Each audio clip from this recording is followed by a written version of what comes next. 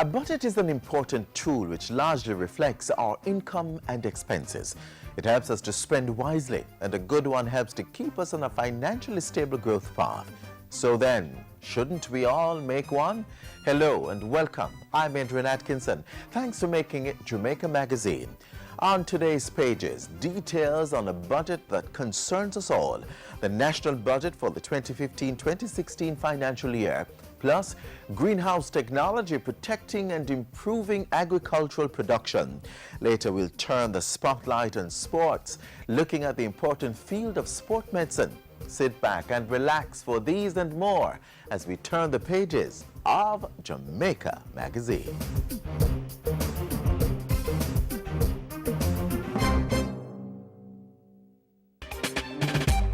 The Mapping Jamaica's Diaspora Project, building a database on the human, financial and technological resources of Jamaicans abroad, helping government to connect with Jamaicans in the diaspora for mutual development. Jamaicans living overseas are encouraged to sign up now. Spread the word to family and friends abroad. To take the survey, visit mapjadiaspora.iom.int. Information shared will be kept strictly confidential. Let's work together for our mutual growth and prosperity.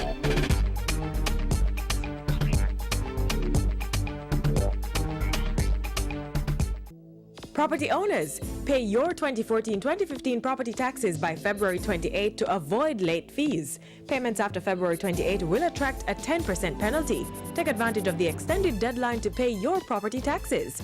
Make payments at any tax office island-wide or via the website jamaicatax.gov.jm. For more information, call 1-888-TAX-HELP. That's 1-888-829-4357.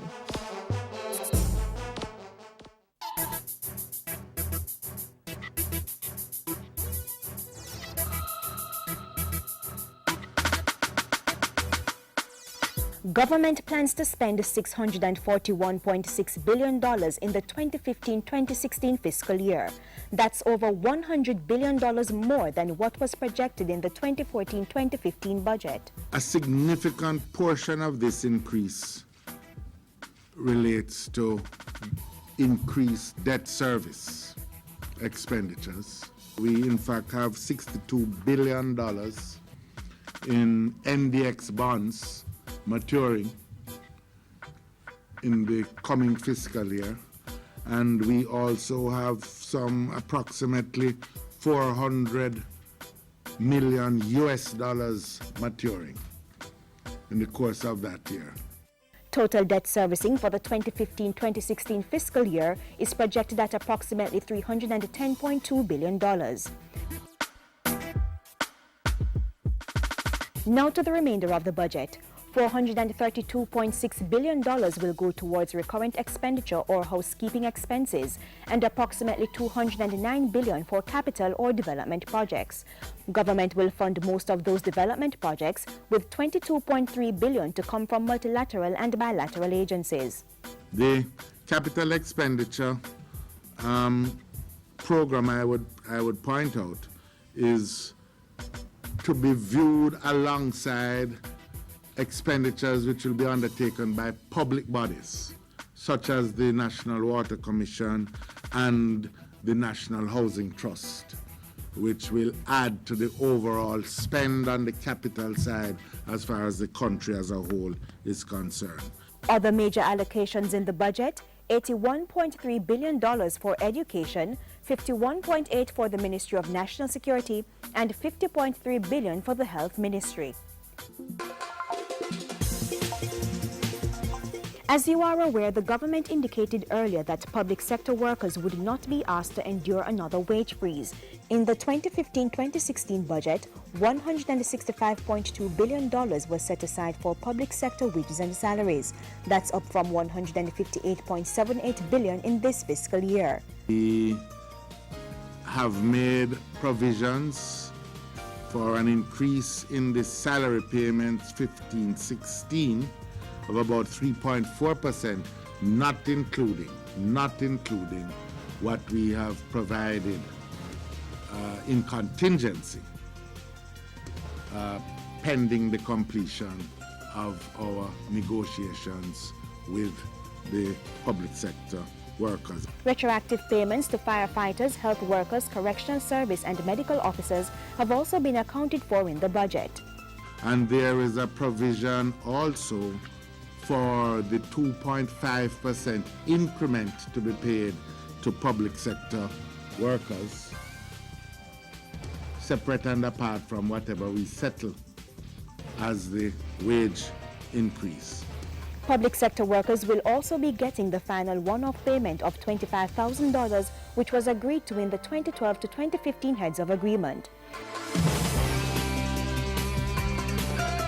So how will the government be financing the budget? $432.5 billion will come from what has been described as recurring revenue, like money from income tax, general consumption tax, and various departments of government. $10.5 billion will come from capital revenues like the sale of lands. $4.8 billion is to be transferred from the Capital Development Fund, and about $129 billion will come from loan receipts. That's a total of about $576.7 billion, which means about $64 billion more is needed. Well, about $54 billion was already sourced by government from the international capital markets last year. And the remainder? There is a need for approximately 8.5 or thereabouts $billion in additional revenue measures.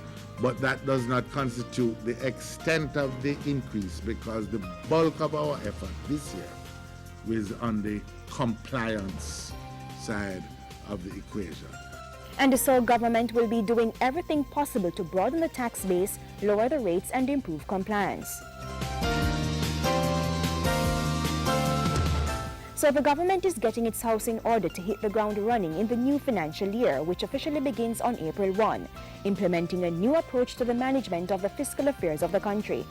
Which has as its ultimate aim the reduction of the debt and the locking in of the gains of growth and equity which should result from that. It's now over to the Standing Finance Committee of Parliament, which will consider the estimates of expenditure and revenue estimates on March 3 and 4. The Finance Minister will open the budget debate on March 12.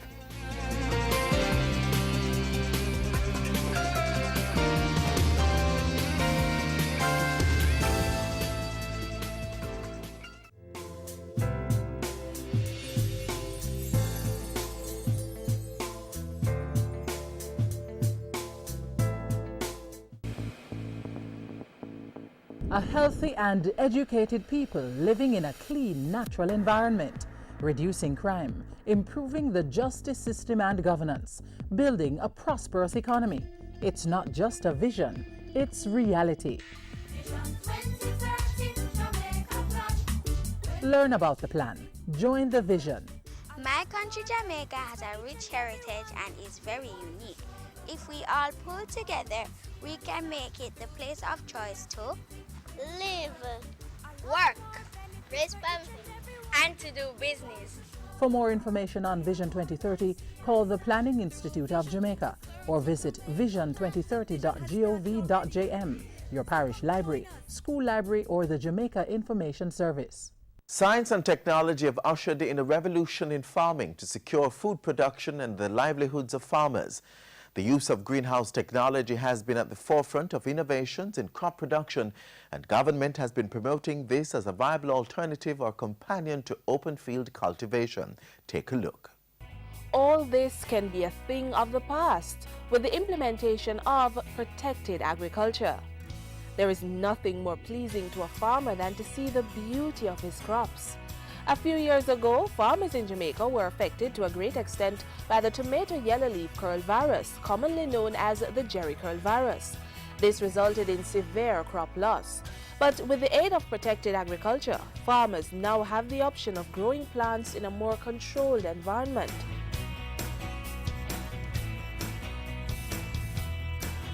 This structure, known as a greenhouse, offers a way to protect plants from the external environment risks, such as pest and disease infestation or severe weather conditions. Having them in protected agriculture setting, we can somewhat shift our climate, shift the internal environment to suit the plant. The Ministry of Agriculture, through its Bodles Research Station, has been helping farmers with the use of this technology to have better yields on their crops. And a useful technology it is. The material used is a protective mesh that can keep out the smallest of insects, such as aphids, also called plant lice. These small sap-sucking insects are destructive pests to cultivated plants. In keeping out aphids, we actually keep out viruses. And keeping out the other insects, we will do the same thing as keeping out viruses, as well as keeping out lepidopterans, which will come in and actually eat the leaves of the plant. The double door feature is another way of controlling insects from getting inside. This is recommended for every greenhouse, and at no time should both doors be open. After entering through the first door, there should also be a foot bath with about 20% bleach solution or some other disinfectant that will help to get rid of unwanted pathogens off the shoes. So with the first door closed and foot washed, the second door can then be opened to the crop.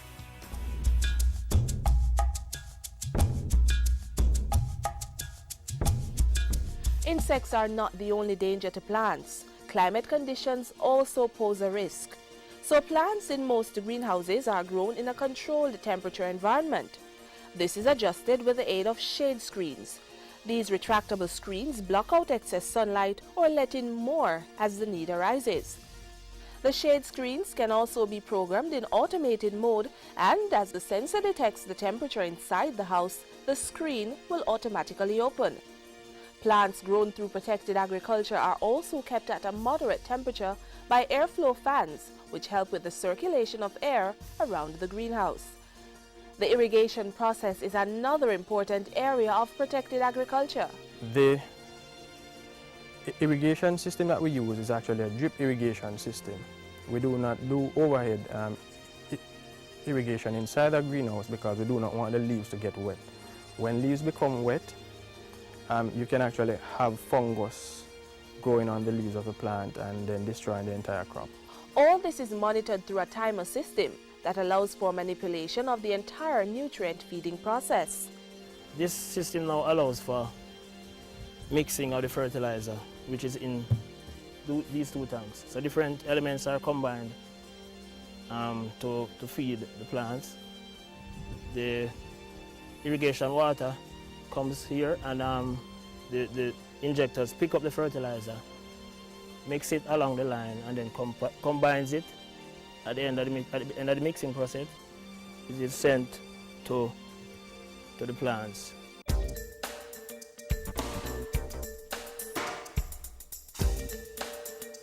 Now, in the protected agriculture environment, if farmers manage their crops well, the yield and quality will be much better, and the result?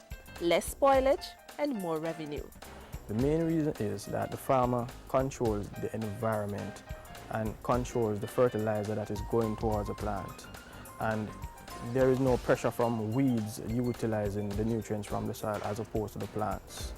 So if you are considering going into agriculture or you are already in the field, here are a few benefits of protected agriculture to consider. It gives good production when compared to normal farming. Humidity can be controlled, thus eliminating the breeding of pests. Crops can be grown throughout the year, and the greenhouse gives protection to plants against weather conditions that can damage or influence growth.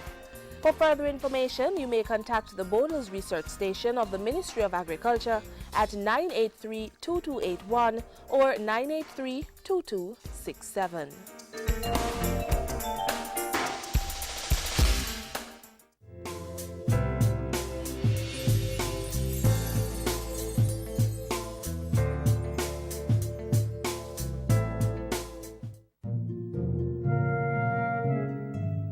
Government health centers and hospitals have an adequate supply of paracetamols like Panadol and Cetamol to treat the chikungunya virus. Paracetamol in the public health sector is free of cost. For more on chikungunya and the medication, call the Ministry of Health toll-free at 1-888-1-LOVE. That's 1-888-663-5683. Mondays to Fridays, 8:30 a.m. to 4:30 p.m. A message from the Ministry of Health. Jamaica stands as a powerhouse in athletics, but off the track, the country is making strides in other equally important areas of sport. Let's take a look at one area attracting much attention: sports medicine. Muscles, ligaments, tissues and bones, if they are active in any form of sporting activity or exercise, they are vulnerable to injuries. When this happens, sports medicine is administered, and increasingly this service is getting more high-tech.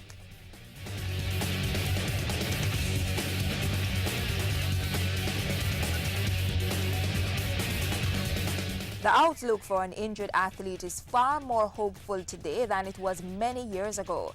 Why? Because sports medicine has developed some near miraculous ways to help athletes heal and in most cases return them to the sporting arena. One area of advancement in sports medicine is arthroscopic surgery.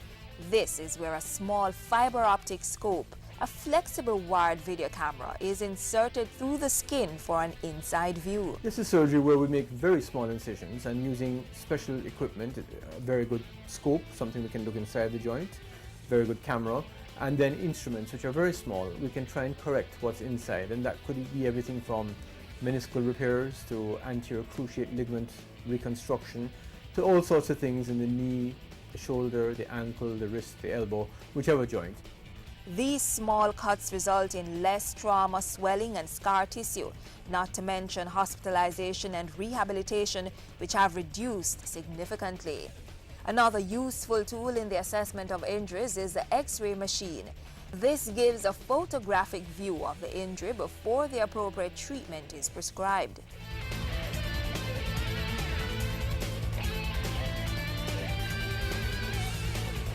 With most injuries, early mobilization, that is, getting the injured part moving as soon as possible, will speed up the healing process.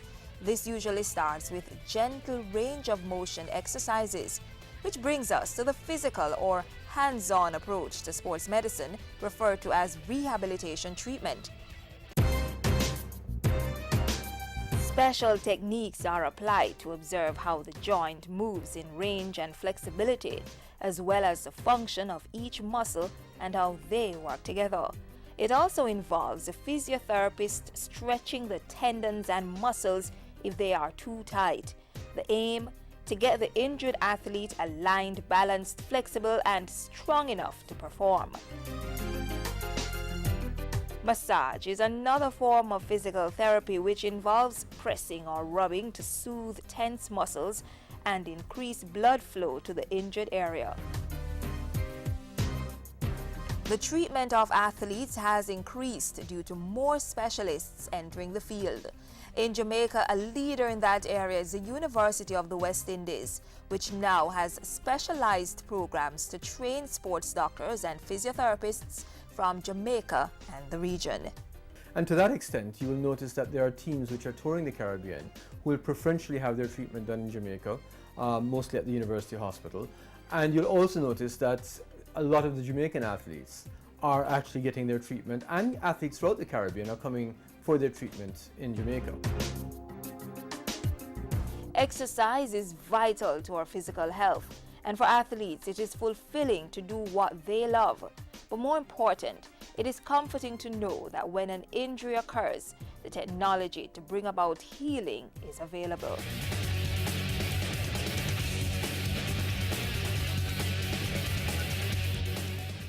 Employers, tired of waiting in long lines at the tax office? Wait no further. Government is making it easier for you to pay taxes. As of January 1, 2015, file your employer's annual returns online. No lines, no hassle. Tax Administration Jamaica TAJ will be implementing the mandatory electronic filing of all employers' annual returns. So get with the program and save time and energy. For more information, call 1-888-TAX-HELP. That's 1-888-829-4357 or visit jamaicatax.gov.jm. From the 2015-2016 expenditure and revenue measures to the policy plans for the new financial year, we have the top news stories of the week next.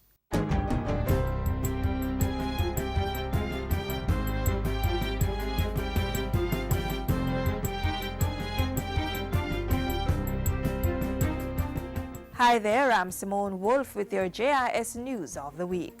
Government tabled the 2015-2016 estimates of expenditure on Thursday, revealing a budget that's over $100 billion more than the current financial year. Finance and Planning Minister Dr. Peter Phillips revealed that the main reason for the increase was to make added payments on the country's debt. So what we are in effect doing is reducing our overall debt overhang, which is at the center of not only our program of fiscal management, but which is essential to maximize the growth potential of the country. Government also tabled its revenue measures for the fiscal year, showing that $576.7 billion of the money needed to finance the budget would come from loans, taxes, and capital revenue. $54 million of money obtained from the international capital markets last year will also be carried forward to fund this year's budget, and the remainder will be sourced from additional revenue measures. Meanwhile, government has set aside more money in the 2015-2016 budget to deal with public sector wages and salaries. We have made provisions for an increase in the salary payments 15-16 of about 3.4%, not including what we have provided in contingency pending the completion of our negotiations with the public sector workers. Public sector workers will also be getting the final one-off payment of $25,000 agreed to in the 2012 to 2015 heads of agreement. Retroactive payments to firefighters, health workers, correctional and medical officers have also been accounted for, as well as a 2.5% increment for public sector workers. Ahead of the tabling of the budget, Governor General Sir Patrick Allen delivered the throne speech as part of the ceremonial opening of Parliament Thursday morning. He announced the delivery of 15,000 land titles under the Land Administration and Management Program and nearly 400 housing solutions for sugar workers. These will be delivered in the 2015-2016 financial year, along with 49 infrastructure projects in Clarendon, St. Thomas, Trelawney, St. Catherine, St. Elizabeth, and Westmoreland. While outlining government's policy plans for the next fiscal year, he said steps would also be taken to improve access to healthcare services and potable water, and that a Department of School Services would be established to coordinate activities and improve accountability in schools. A robust legislative agenda is also planned, including moving forward with 3 bills to entrench local government in the Constitution. News came this week that global ratings agency Fitch had revised the outlook for Jamaica from stable to positive. The agency also reaffirmed Jamaica's long-term foreign currency and local currency issuer default ratings IDR at B- and the short-term foreign currency rating at B with a country ceiling of B. Fitch said the positive outlook was based on the reduction in external financing risks and was supported by Jamaica's structural strengths. The rating action was also predicated on government's commitment to fiscal consolidation and macroeconomic stability, as well as a continued successful performance under the extended fund facility with the IMF. Prime Minister Portia Simpson Miller has committed her government to fast-tracking land and home ownership in 2015. She was speaking in Helsha, St. Catherine recently, where 60 proud homeowners were given keys and possession letters to their brand new homes in the Sandhills Vista housing development. We will continue to distribute many more titles, which are now at various stages of being processed by the ministry. I have given instructions for this to be fast-tracked in 2015 so that more property owners can get legal proof of ownership. That is what I mean by developing an ownership society in Jamaica. And finally, the Ministry of Health has launched a $54.4 million measles prevention campaign to ensure that all children ages 1 through to 6 are protected against the disease. The campaign, which will run from February 16 to May 8, is to buy and administer the measles, mumps, and rubella MMR vaccine. Health Minister Dr. Fenton Ferguson says the campaign will target 195,000 children across all parishes in 3 phases. Phase 1 will target children attending clinics at the health centers for routine immunization services such as the 18 months booster doses. Phase 2 will seek to capture children at the basic infant primary schools and daycare centers. And Phase 3 will focus on targeted community outreach for those who were not immunized in Phase 1 and 2. And those were some of the stories making news this week. I'm Simone Wolf.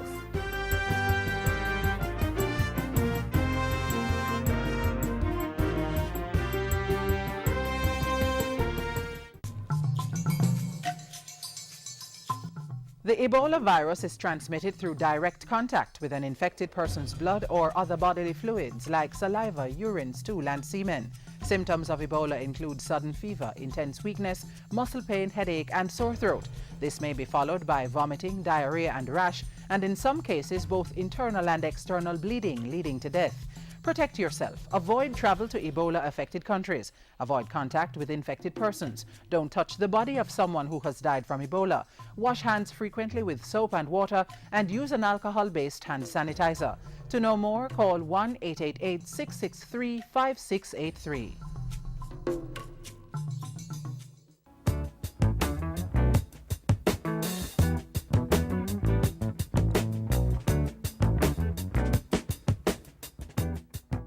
That brings us to the close of today's edition of Jamaica Magazine, but we want you to keep the link. Hit us up on Twitter at JIS News and visit our website jis.gov.jm for the very latest government information.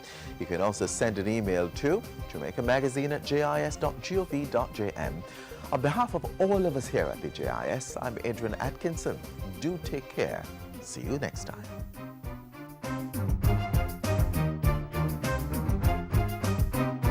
This has been a production of the Jamaica Information Service, the voice of Jamaica.